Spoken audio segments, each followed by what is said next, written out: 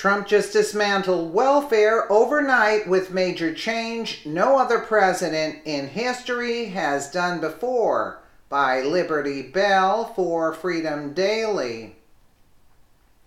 Across the country, there have been unprecedented accounts of welfare fraud that has been costing the American taxpayer millions of dollars, while hardworking Americans have been doing their best to make ends meet to provide for their families. Thousands of others have been working harder to cheat the system.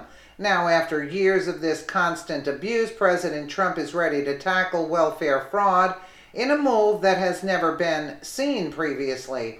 In recent months, authorities have been cracking down on welfare fraud across the country, and the results are staggering. For instance, in Grand Rapids, Michigan, a Muslim food stamp crime ring was busted that was run by three brothers, Ahmad, Khalil, Korean, and you go with the names, ran a Middle Eastern market where they operated their crime ring.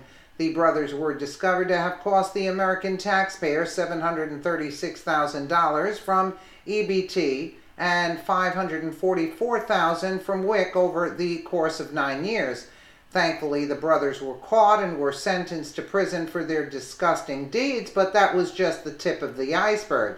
As more welfare fraud is discovered on a daily basis, President Trump is ready to stop it once and for all with this massive change that will have liberals screeching in horror. The welfare program was intended for people who fall on hard times, get back on their feet with a little bit of help. However, that plan morphed into families staying on welfare assistance instead of looking for work, and why wouldn't they?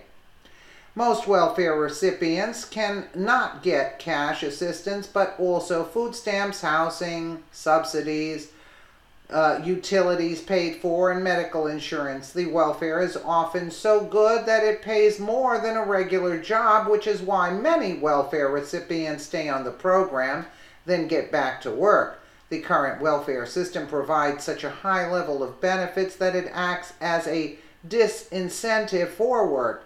Welfare currently pays more than a minimum wage job in 35 states, even after accounting for the Earned Income Tax Credit, which offers extra subsidies to low-income workers who take work. In 13 states, welfare pays more than $15 per hour. With all that considered, Trump is making moves for Congress to tackle welfare as well as tax reform across the board, and already there have been positive strides. When Barack Obama was in office, he rolled back the Bill Clinton-era initiative that required able-bodied individuals to work in exchange for food stamps. Once Trump was sworn in as president, he revived that much-needed stipulation, and already there has been a considerable drop in food stamp participation. Alabama reported an 85% drop in people enrolling for food stamps, and other states reported similar findings. Crowder reported similar changes were implemented in select counties in Georgia, and by the end of the first 3 months, the number of adults receiving benefits in 3 participating counties dropped 58%, according to the Georgia Public Policy Foundation.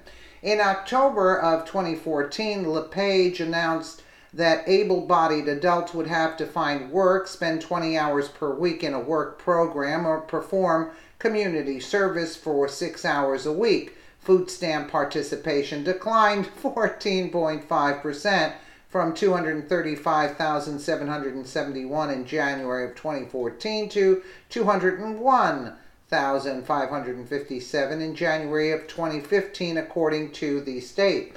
20 hours per week in a work program is light work. 6 hours of community service per week is less than an hour a day, hardly taxing.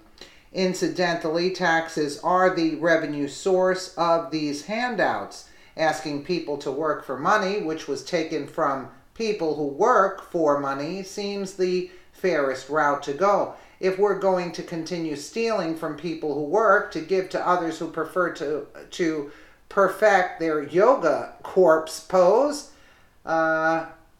Namaste here, thanks. Yes, we're talking about able-bodied adults. Back off with your butt. They're victims awareness, ribbon campaign. Most of these people are victims of rampant laziness or severe cases of I'd rather not it's. Kansas saw a 75% decline after implementing work requirements in 2013. In addition, nearly 60% of former beneficiaries found employment within 12 months, and their incomes rose by an average of 127% per year, according to the Foundation for Government Accountability. Well, imagine that. If people are forced to get off their bums and look for work to eat, they will do it, but that is not what the left wants. You see, the left is all about creating a nanny state where they take care of everyone and have complete control under the guise of compassion.